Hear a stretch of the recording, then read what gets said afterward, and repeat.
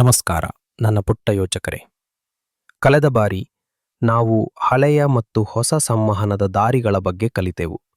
ಇಂದು ಅವುಗಳಲ್ಲಿ ಯಾವುದು ಭಿನ್ನವಾಗಿದೆ ಮತ್ತು ಏಕೆ ಎಂದು ನೋಡೋಣ. ನಾವು ಹಳೆಯ ಸಂವಹನ ಮತ್ತು ಹೊಸ ಸಂವಹನವನ್ನು ಹೋಲಿಕೆ ಮಾಡೋಣ. ಹಳೆಯ ದಾರಿ. ಪತ್ರ ಕಳುಹಿಸುವುದು ಹಿಂದಿನ ಕಾಲದಲ್ಲಿ ಜನರು ಕಾಗದದ ಮೇಲೆ ಪತ್ರ ಬರೆಯುತ್ತಿದ್ದರು. ಅಂಚೆಯವರು ಅದನ್ನು ತಲುಪಿಸುತ್ತಿದ್ದರು. ಒಳ್ಳೆಯ ವಿಷಯ, ಅನುಕೂಲ. ಪತ್ರ ಸಿಕ್ಕರೆ ತುಂಬಾ ವಿಶೇಷ ಎನಿಸುತ್ತಿತ್ತು.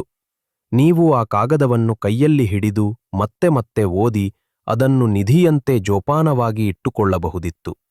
ಅದೊಂದು ಸುಂದರವಾದ ಅಚ್ಚರಿ. ಕೆಟ್ಟ ವಿಷಯ, ಅನಾನುಕೂಲ.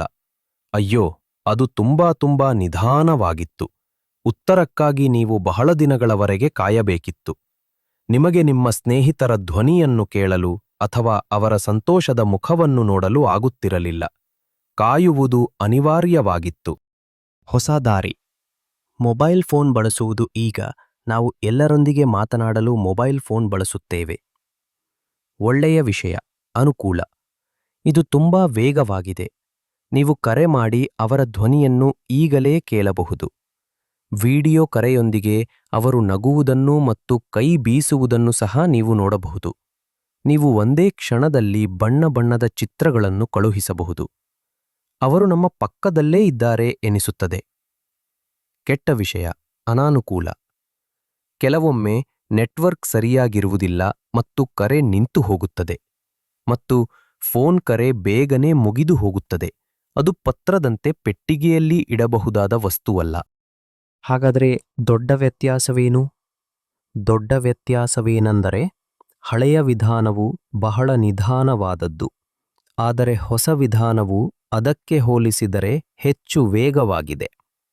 ಪತ್ರದ ಮೂಲಕ ನಿಮ್ಮ ಪ್ರೀತಿಪಾತ್ರರು ತಿಳಿಸಿದ ಸಂದೇಶವನ್ನು ನೀವು ಓದಬಹುದು, ಆದರೆ ಫೋನ್ನಲ್ಲಿ ನೀವು ಅವರನ್ನು ಕೇಳಬಹುದು, ನೋಡಬಹುದು ಮತ್ತು ಅವರೊಂದಿಗೆ ನೇರವಾಗಿ ಮಾತನಾಡಬಹುದು. ಇನ್ನೊಂದು ವ್ಯತ್ಯಾಸವೆಂದರೆ ನೀವು ಕಾಗದವನ್ನು ನೆನಪಾಗಿ ಇಟ್ಟುಕೊಳ್ಳಬಹುದು ಮತ್ತು ಅದನ್ನು ಪದೇ ಪದೇ ನೋಡಬಹುದು, ಆದರೆ ಒಂದು ಕರೆ ಕ್ಷಣ ಮಾತ್ರದಲ್ಲಿ ಮುಗಿದು ಹೋಗುತ್ತದೆ. ಎರಡೂ ದಾರಿಗಳು ಮುಖ್ಯ.